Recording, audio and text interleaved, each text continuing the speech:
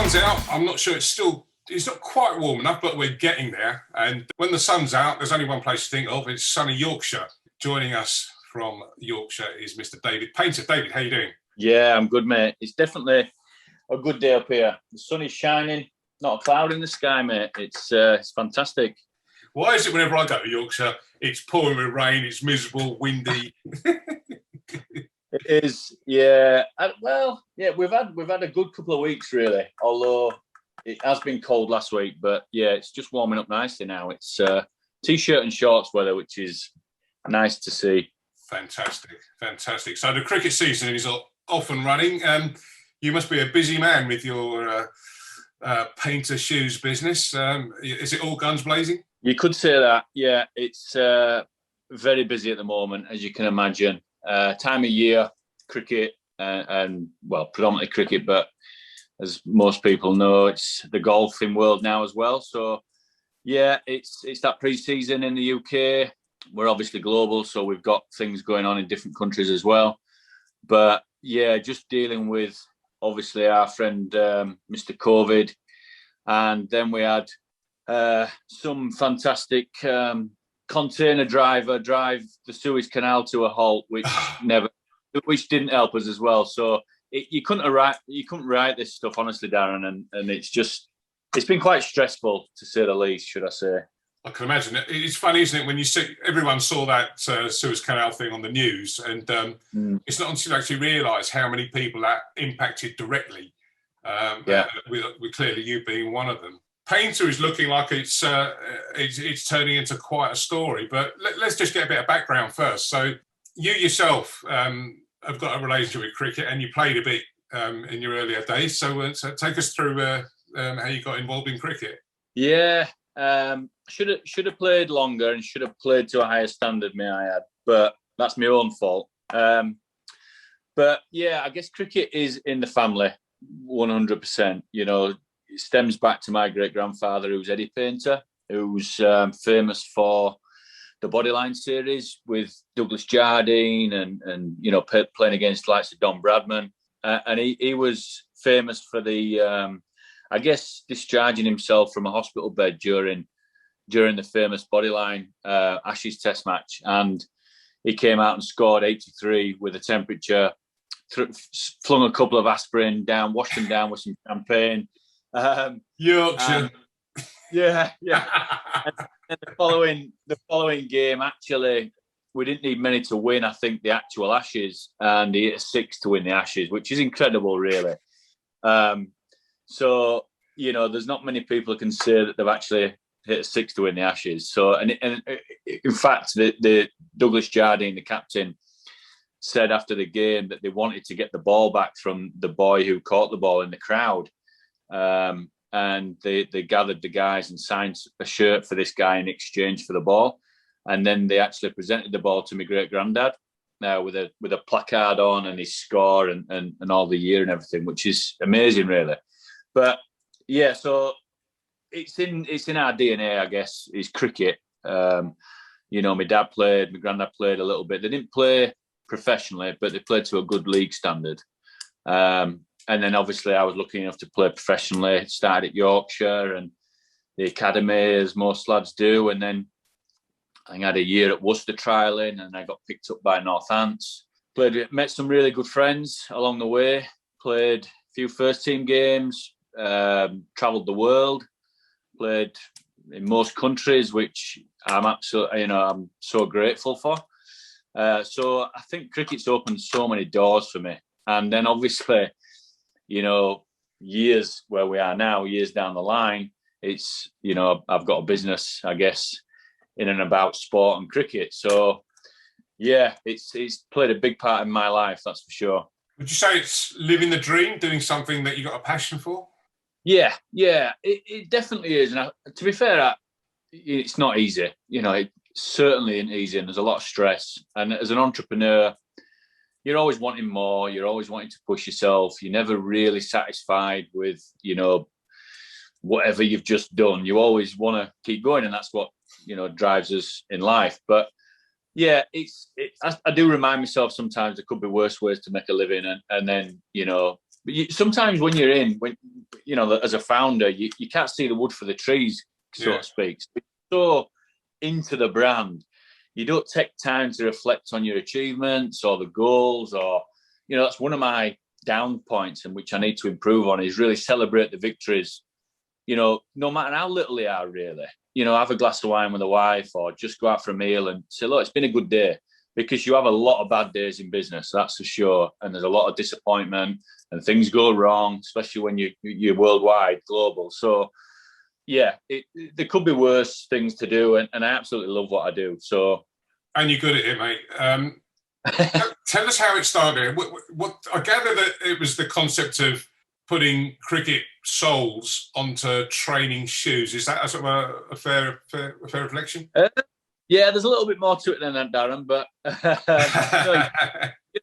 it all, I guess, in a nutshell, I was dissatisfied with what was available on the market from the big global brands. You know, I don't mind saying, back in the day, Adi, Puma, Asics, New Balance, the big dominant guys. And I think for those, I'm probably right in saying that I think they've upped the game now, but back in the day, it was more of a presence for these guys to be in a sport rather than really focus on that sport, because cricket, albeit it is a massive global sport, but for those, in terms of revenue and business, is relatively small compared to soccer, football, basketball, the American sport. So they weren't really focusing on the R&D side and the products in particular, so that they were slipping away. And I spotted a gap where the performance side of things really was lacking, and there was a gap for this, taking a running silhouette trainer, for example, but you fuse it with the stability of a cricket shoe and what it needs. So you're not just having a cricket shoe, there's a running shoe, sorry, there's more to it than that. So you've got to fuse together these concepts and make it work for that sport. You know yourself, fast bowling is different to spin bowling and batting and fielding. So there's a lot of different aspects to cricket, and that reflects in the shoes as well. So that was the whole idea when I had that, and it just kind of, the light bulb moment came, and I just thought, there's a massive gap here in cricket. There's such a huge gap. But back in that time, mate, I didn't have any. I didn't go to university. I wasn't great at school. I didn't really get great exams. So, I'd like to think I just had to learn. I had to learn the hard way. I just did it all myself for a good year, because I was selling this idea to people, and people are just laughing in my face going, what the... I don't know if we can swear or not, but... No, don't do it. Okay. I'll get the gist. So that was a tough start, but I think that's reflects me as a person. I was so determined to make it work, and I was so confident in the idea that I just kept going and going and going. And my wife was, my number one supporter, and still is. And she just kept saying, you just go with it, Dave, and it got to a stage where I got this relationship with a manufacturer over in China, and I was struggling with it at the time. And my message said, look, just get on a flight and go see this guy, spend some of his savings, get on a flight, go see him, and it'll be so much easier face to face. And I did, and it was one of the best decisions I've made. And I would recommend doing that. I mean, it's hard this day and age with Zoom calls and things, but you get so much more done, and you can see the whites in people's eyes face to face, which is important, especially when you get in partnerships overseas and factories and business deals. So yeah, it's certainly been a journey, but we're doing all right. We're making a good mark in the games, and we're standing for something which is incredibly important for me. Well, it's a hell of a ride. Was it 2017 you started all of this off? Yeah. So we launched online in January 2017. I had the idea in 2015. So basically 2 years, a good year by myself, trying to get prototypes and samples and raise a little bit of money and this and that. And then, that kind of grew, and we got, we really did things right. My whole idea to launched this thing was to do it different to the other brands. So everything was different. So we had some fantastic USPs, differences, because we had to say, you know, when you're up against these global brands, you need something to shout about and you need to be different. Yeah. And it's not easy creating a brand, and it's not easy being successful and making money as well. So, you know, that's where we had to really focus on, and I wanted to do things right. There were a time where we found a marketing company, and my dad helped me out early on and lent me a little bit of money to get going. And I said, Dad, I'm going to do this 3D animation to launch the shoe. And he went, what's one of those? You know, quite an old school businessman, my old man. I said, look, it's not an actual shoe, but it's a 3D image of this, you know, our shoe, and it's spinning round and it's got all these USPs coming in. It'll look great. It's got music behind it. And he went, how much is it going to cost? And I'm like, well, it's not cheap. It's going to be like, you know, $3 or $4 grand. And I think he nearly fell off his chair. But I said, look, this is the kind of thing we need to do, because I'm so insistent that we need to be different. Nobody's really done this in cricket, and nobody's done what I'm doing and gone down the digital route and targeted people, because the world was moving on back then as well. So, yeah, there was definitely, you know, a gap there in that cricket market, which has opened up a lot more doors now. And then you got a certain MS Dhoni involved. What was the story there? Yeah, that's a good story as well. I can't remember when it was, maybe 2018. It was quite early on. And I got a message on LinkedIn, I think, from his people. They just said, MS Dhoni likes your shoes. And I'm like, as you do. What, is this a wind up? Is this a wind up? So obviously did a bit of digging and found out, yeah, it's true. And then we got chatting, not with him directly at this point, but you can't get to this guy. It's not that easy. He's a bit odd, as you know. So he said, look, he's playing at the Oval. I think it was like the day after or something. So he's playing at the Oval tomorrow, and he'd like to try his shoes on. I think it was a warm-up game for the Champions Trophy back then. He says, any chance you could get a couple of pairs down, size, I think it was 10 or something, 9.5. And I said, yeah, I'll do it. You know, obviously me based Leeds way. So I was up at like 4 a.m, driving down to the Oval. I didn't even get to meet him.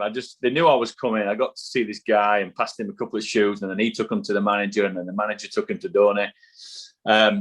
So then we're obviously all waiting and seeing, you know, if he wore them for that game, because there was a little bit of coverage, although it wasn't on, you know, mainstream TV. But social media, you can see it all. And sure enough, he was fielding, actually, and he had the shoes on in the warm-up game. And that was a huge, very surreal moment, you know, seeing somebody like that. But, you know, I think we were just so different, and we'd obviously done a good PR job and a marketing job in launching the brand. And it just showed and emphasised the need of that type of shoe. So, yeah, it was incredible getting Dhoni to wear them. Well, just for people watching and listening to this, just to give people an idea of how well you've done. I mean, the IPL's on at the moment, and it's on every day on Sky. And if you look for the Paynter logo, that it's not just players, but you've got umpires now, I've noticed, wearing the shoes. It's an amazing progression from in such a short amount of time. Yeah. I guess, you know, it's not just players. You know, we've branched out. We have some kind of active trainers, and you know, we sell them as well. But yeah, we've got an office in India now. We've got a small little team over there, which is very much needed for that market, and to really try and dig into that market. But you know, the guys are doing really well, and we managed to get an umpire on board there, and then obviously that just escalated into a few more, and you know, but yeah, like you said, Darren, it's amazing, because you know, the amount of coverage the umpires get is a lot, really. Yeah. You know, when you it's no balls, or I don't know, third umpire decisions, and then you've got the cameras on.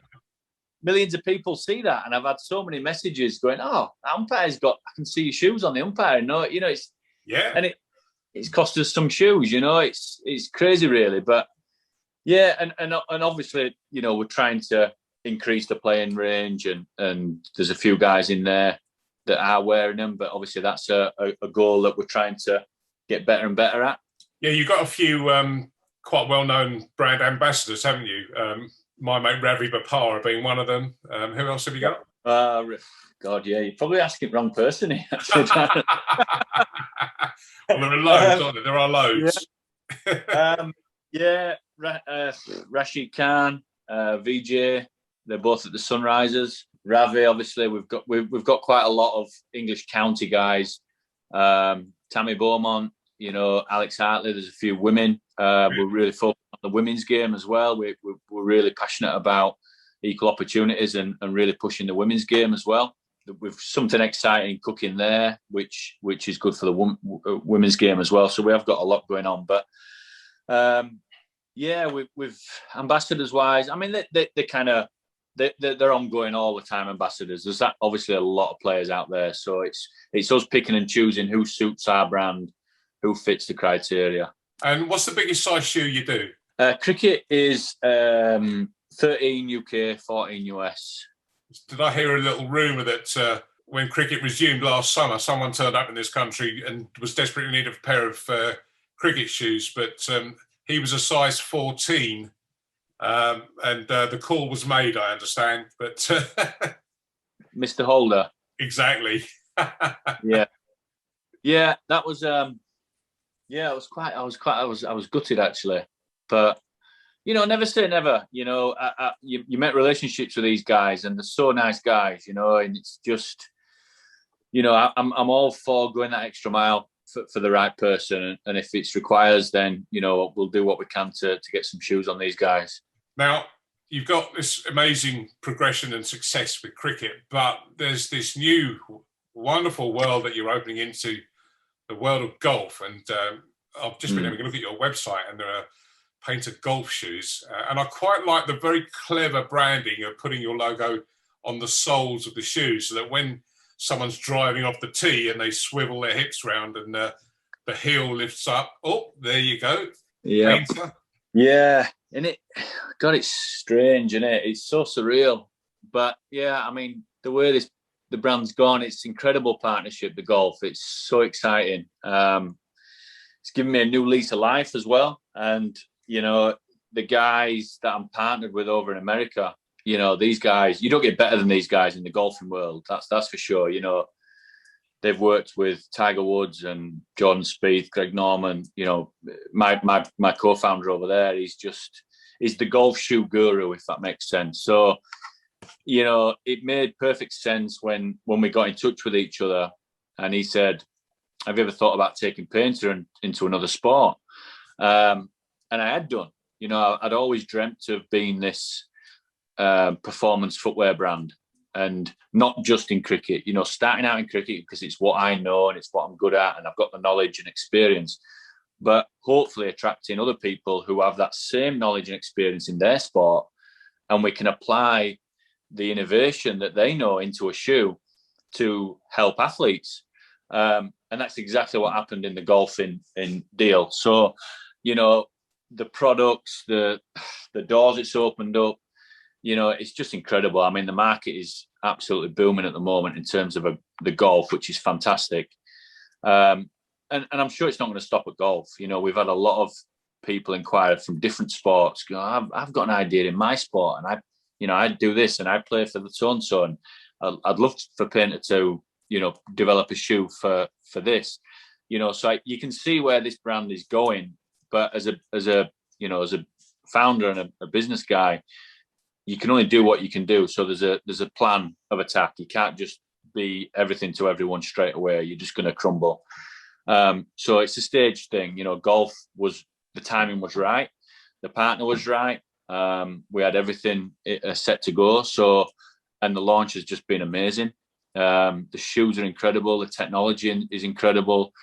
And the shoe, the design looks great. So yeah, I've heard good things. I mean, I know a few people. Well, I know a lot of people that have bought the cricket shoes and are really pleased with them. But yeah, the same with the golf. You've really hit the nail with getting not just a new brand, but just delivering on quality. Because I guess when you're starting off or you're entering with the big boys, if you get anything wrong, then you're back to square one, aren't you? You are, yeah. You've got to. It is tough, and I think it's the old cliche. I'm a product guy, you know. So if your product's good enough, then obviously you do need to do the other fundamentals right. But it's such a strong position to be in if you've got a good product. You know, I was in a meeting yesterday, and you know, we nailed the meeting better than I ever expected. And the product was just sat there, and it was just like, I was so confident doing this meeting when you've got such a good product with the innovation, the design, the materials, the build, you know, the story behind me and Mike getting together and his background and my background. You know, you just feel so confident. So then you can go out in that meeting and you end up doing a better deal, basically. So it all, in my opinion, revolves around the product. But yeah, it's tough. You know, we are up against big brands, but we're doing all right. You know, we're making a little bit of an indent into these markets, which is what we want. It's interesting. One of the people we had on, I'll have to hook you up. Actually, we had on Craig Johnston. Remember the Liverpool football player, the Aussie guy? Yeah. And he developed the Predator boot, which he sold to Adidas. And that's amazing. And he was telling us about what he had to go through and the lengths he had to go through to get them to pay attention. And it's interesting. It's a similar thing that no one was interested. And then he somehow got Franz Beckenbauer. He flew to Germany. I'm interested because you said you flew to China. And it's this whole thing about actually being right in front of someone. He flew to Germany, tracked down Franz Beckenbauer on a training ground and said, look at these shoes, look at these boots, what do you think?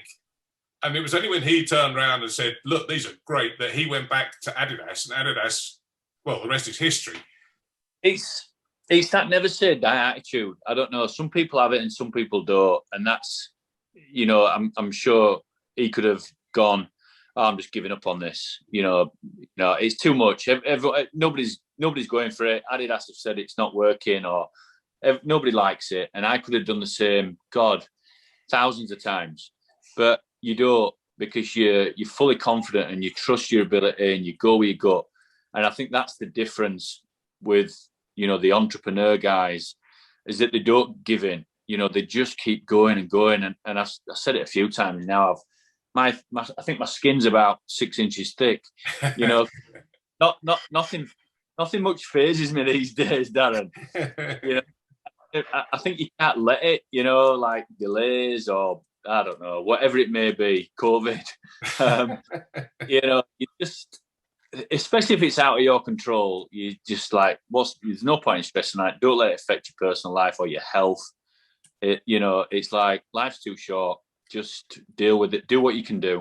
No, it's an excellent attitude. I'm sure that as we start to come out of all of this, you sound like you'll be in a great place business-wise, and it sounds that just from your own personal experiences that you're much more focused to being for liftoff. I think I'd call it really with the golf. Yeah, it's definitely made not just me, the whole team focus on, you know, what we need to do, you know, and what's not needed and what's needed, and just slim down and get rid of the dead wood. And, you know, I think a lot of businesses have been in that position, and, you know, it's not a bad thing.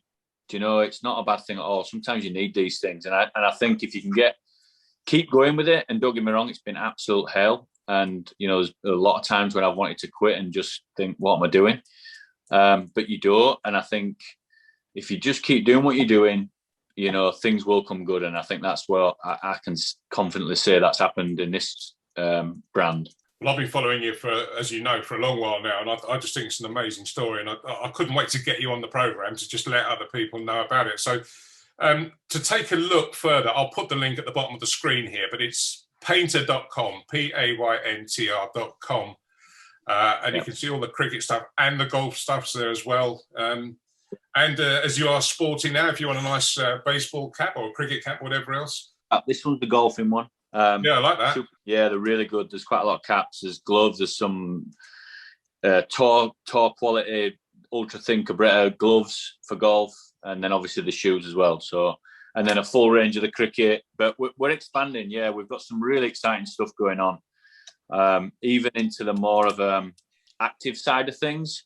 And that's one of the big things that COVID really opened our eyes, is that the active side. So many people are like, okay, cricket stopped. Bang. What do we do? Right. Let's focus on what people are doing, walking and training and going this and that. So it's really opened our eyes and into doing other things like that. So we're really expanding the brand as a real performance footwear brand. Oh, it's amazing, and I'm really really thrilled to hear your success. And I would imagine probably the next time I try and grab you for a chat, I'm going to have to go through your people, and you'll probably be too busy, and I'll talk to your media department or something like that. And not for you. David Paynter, been an absolute pleasure. Many thanks. Cheers, Darren.